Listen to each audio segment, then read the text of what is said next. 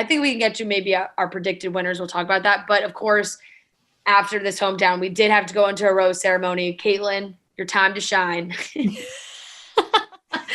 Oh gosh, I feel like such a fraud in those moments coming in and saying that. Why? Like, what is going through your mind when you have to do that? Because it looks so serious, and I'm not gonna lie. And every time, like, and I don't mean this in like I laugh way, but like you and Tayshia come out, and I chuckle to myself because, and it's less Tayshia and more you, because when you're like, gentlemen, yeah. Like, because we just know you by now, and it's like exactly like that's why I feel like a fraud. So well, because we know you so well that when you're like, Rodney, please say your goodbyes. But sometimes we get so attached to the people too that I'm actually sad in that moment knowing he's leaving. I'm like, damn, like I'm like sad for him and I'm sad for Michelle. So sometimes the tone of that whole room is just like so serious. And I naturally smile when I talk. And so I've had to work on that because they're like, Kaitlyn, stop smiling when you're out there telling goodbyes to these guys who are like trying not to cry. But I feel like such a fraud every time I come out there and say that. One, because it feels like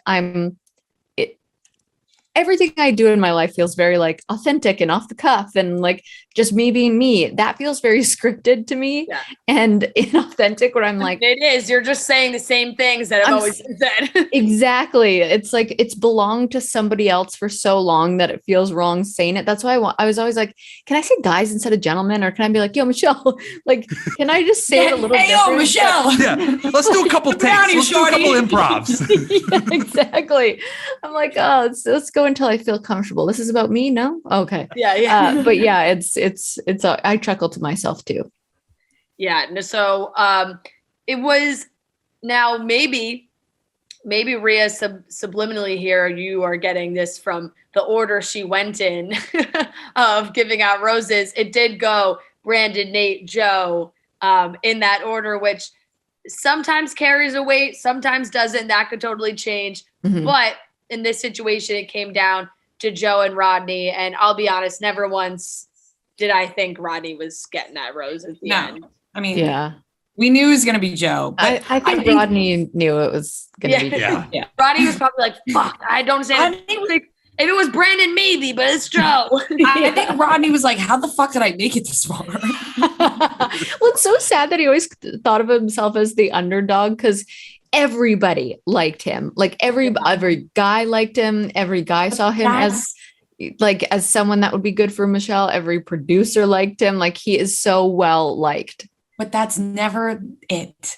Like, you know what I mean? Yeah. You got to have a little edge.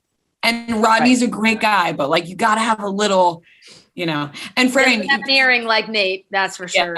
Subliminally, yes, maybe because it being between Joe and Rodney is kind of like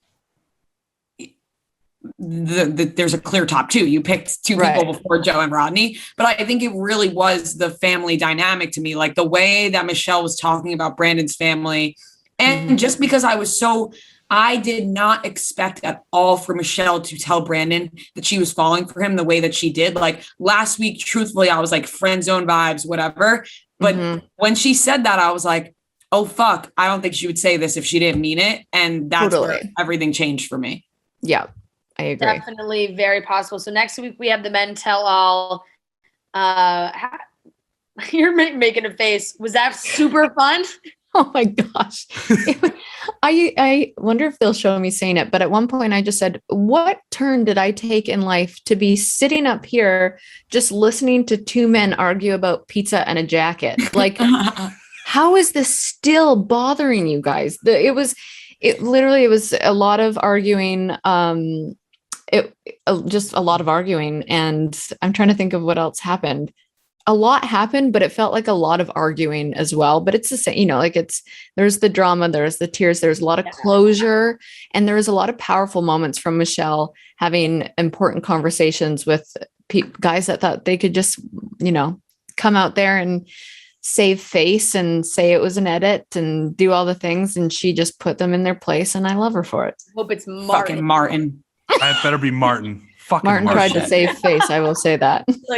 Yeah, I mean, look, that guy you knew that was going to happen as soon as he put out that friggin' personal essay on his Instagram about getting a bad edit and turning the comments off, like being like, you only see maybe 30 minutes of me. Like, it's like, all right, we saw enough and we didn't like it.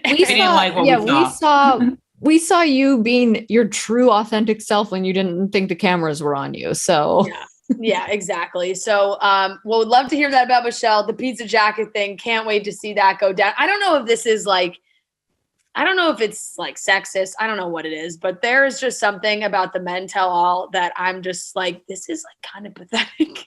The women tell all, I don't know why. The women tell all, I don't know if it's just like, and it's like, it's sexist against women. It's like more entertaining to watch women fight. Like, that's such a bullshit thing to say. But like, when you watch the men fight, it's just like, all right, guys, like really, like all your, like, come on, grow up, like get over it. It just reeks of Bachelor in Paradise auditions to me. Like, I'm like, someone is always just trying to get the most TV time and it turns into yelling. Yeah. Oh boy. And I forgot about a lot of these guys. I'm not gonna lie. To have Peter and Will and Jamie and Chris S. and Martin is like kind of a shit ton. And Rick has a few moments in there. Rick. Yeah. He wants Bachelor in Paradise. Yep. Wow. The bloopers are pretty good. We have some unseen moments that are pretty good. I think they're going to show Tayshia says a little something about her and Zach. It's Fran, get ready to. You got this, Fran. Look, Kaitlyn, I was a big Tayshia and Zach supporter. I like them a lot. I will say, like, we had a YouTube video come out tonight. Actually, that was a whole recap of our live show. You're in it. It's great. It's a great video. It's 55 minutes long. It's like a feature film, and Noah did an amazing job, and Natalie. It's so good. It did not come out tonight, by the way. It comes out on Thursday. Come out tonight? Oh, it comes out Thursday. Thursday. Okay. I'm like, what day is it? Anyway, promo comes out Thursday night for everyone listening. Comes out Thursday night, and I'm on my days of the week. I'm so off for this week. I hear you. I don't know what day. I don't even know what city I'm in right now. All day I was thinking that video was coming out tonight. Nope, it's Thursday. And Zach was our guest in Philly, and there's like some clips of him talking about Tayshia, and it's so nice, and it just made me so sad again. Oh, it is sad. It's sad. I think everyone, like, they think it's sad. The Bachelor Nation thinks it's sad. It is sad. I know. I had a buddy text me today and said he saw Zach in a coffee shop uptown, and he, quote, didn't look good. I was like, oh my God, stop. Like, just put the knife in my heart.